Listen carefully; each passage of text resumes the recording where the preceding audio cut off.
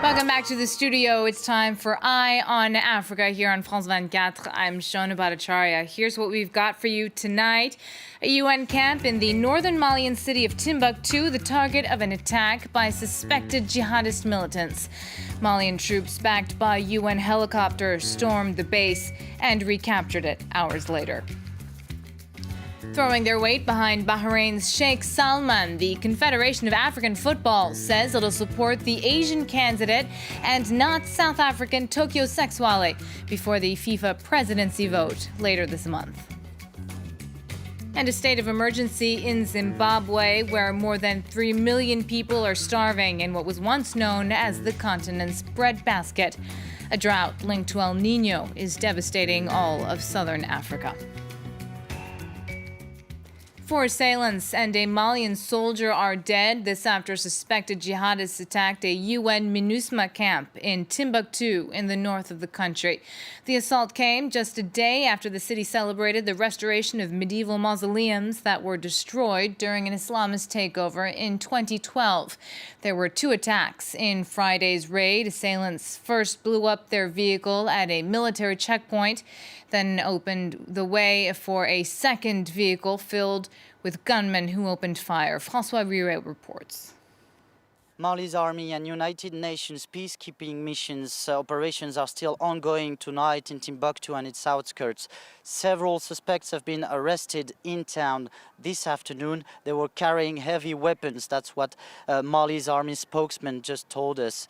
According to the Ministry of Defense, Hubert Koulibaly, this attack was a try to sabotage the peace accord that has been signed between government and armed group in late June. As I'm speaking to you, the terrorists have been neutralized. There were half a dozen of them. We'll give further details later. 3 have been neutralized, and 1 blew himself up. The Malian armed forces have lost 1 officer, the commander Karim Nyanga. There are also 3 wounded. 2 civilians were also wounded in this attack, of which 1 was a security officer for Minusma. Nearly 12,000 peacekeepers and 1,000 soldiers from French counter-terrorism force Barkhane are helping out the Malian authorities in the north of the country. Despite that, terrorist group and organized crime are still a permanent threat. On January 8 in Timbuktu, a Swiss national was abducted at night. A group linked to Al-Qaeda in the Islamic Maghreb later claimed responsibility for the kidnapping. A major setback for African Union troops in Somalia. Al-Shabaab militants retook Merka, their former stronghold, 100 kilometers south of the capital, Mogadishu, giving them access to a seaport again. AU forces known as AMISOM had taken the town in August 2012. They and Somali security forces fled the historic port at midday on Friday, allowing Shabaab fighters to take Merka without a fight. It's one of the most dramatic reversals for the African Union force in its nearly decade-long battle against the insurgents. Meanwhile, in Mogadishu, a car bomb exploded, killing the 3 people who were inside. Somalian police believed an airport security official was the target, but by chance he had just left the vehicle to go into a pharmacy. No group has claimed responsibility for the attack. It's unclear whether the explosion was linked to the blast on a commercial airplane on Tuesday, in which a man was sucked out of a hole caused by what's believed to have been a bomb. Choosing their favorite candidate, the Confederation of African Football met in the Rwandan capital Friday to decide on who to support to become FIFA's next president. The World Football Federation will vote on who will replace Sepp Blatter later this month. 4 of the 5 candidates in the running met with CAF leaders in Kigali. In the end, the African Federation decided to throw its weight behind Bahrain's Sheikh Salman for South Africa's Tokyo Sexwale, the favorite in the run-up to Friday's meeting. The real contest will take place in Zurich. My final position, my fundamental position, will be made clear in Zurich because that's where I have been sent. And therefore, I want to say that although I congratulate the process of what happened here, it is not the FIFA final process. Sheikh Salman should be congratulated for being that nominee. But there's 5 of us on the short list, the final short list of FIFA, and I hope we'll all be there on the 26th. The Confederation of African Football holds the highest number of votes in the final count at 74. For more on this decision, Duncan Woodside joined us earlier from Kigali. He told us if Friday's decision was a surprise. Well, on paper and to outside observers, perhaps it might be a little bit surprising that the only African in the race to be FIFA's next president, that's Tokyo Sexwale, who you switched to just earlier, has been snubbed by the Confederation of African Football in favour of Bahrain's Sheikh Salman Al Khalifa. However, to seasoned observers, it's not such a huge surprise. Some time ago, there was a deal made between the Confederation of African Football and the Asian Football Confederation. And at that time, tongue started wagging about a possible alliance to field a joint candidate for those FIFA elections. A lot of horse trading obviously involved. And today, the Confederation of African Football came out unanimously, they said, in favour of Sheikh Salman Al Khalifa, who is now very much the hot favourite to become the next president of FIFA. The only contender who wasn't at the proceedings today in Kigali was Jordan's Prince Ali, who has decried the process, saying that the collaboration between the Africans and the Asians is not something that is above board. A gold mine in South Africa collapsed in Mpumalanga province, about 360 kilometers east of Johannesburg. 87 miners were underground when the main entrance caved in. They were all rescued.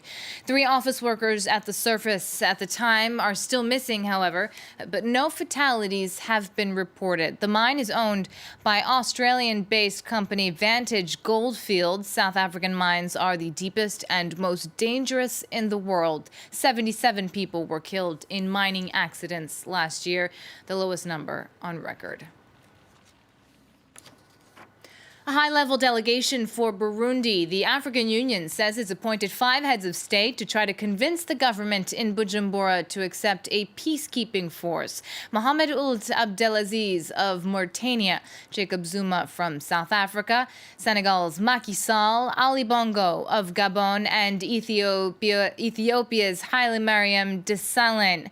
Burundian President Pierre Nkurunziza has repeatedly refused the 5,000-strong peacekeeping force despite 9 months of violence that have left more than 400 people dead. Fresh allegations from WikiLeaks this Friday, among the most damaging reports concerning the uranium mine in Bakuma. French energy giant Areva bought the mine in 2007 and ceased activities in 2012. WikiLeaks documents now show that during those 5 years, Areva failed to protect its employees and miners from the radioactive uranium, with workers picking up dangerous materials by hand with no protective gear. Areva fired back, saying the levels of radioactivity were within, quote, Central African and international limits. Starving Zimbabweans hope for change. They've been going hungry as the ongoing drought in the region has devastated crops. As many as 1/4 of Zimbabwe's 13 million people are affected. Finally, President Robert Mugabe has declared a state of emergency. Now, aid agencies like the World Food Program will have easier access. Shirley Sipon has more. Southern Africa's breadbasket is empty. The region used to turn to Zimbabwe for its once rich harvests. But this year, the soil is dry. Last year, we managed to receive some rains, whereby our communities managed to plant something in the ground. But this year, it's a bad year. The El Niño phenomenon makes the weather even more extreme this year. But droughts aren't new to Zimbabwe. Some say authorities mismanaged the land and the food crisis. If we had dams and irrigation systems, this area could have been spared from this drought. The whole region suffers. The drought in Ethiopia is the worst the country has seen in 50 years. The one in South Africa is the worst ever recorded. In Zimbabwe, more than a quarter of the population needs urgent food aid. Most people will opt to go to South Africa to look for food, because not all of us will benefit from this food assistance. There's imported food in stores, but people have no money to buy it. Friday, President Robert Mugabe declared a state of disaster. Many hope this will boost donations. It puts Zimbabwe and the Southern African region into a focus where donors, the international community, would recognize that, yes, we have a major problem in our hands. Over the past decade, Zimbabwe averted food crisis due to assistance mainly from the US and Europe. Both said they will give more to Zimbabwe this season. That's it from us here on Eye on Africa. Now back to Thomas Waterhouse in live from Paris. Stay with us on France 24.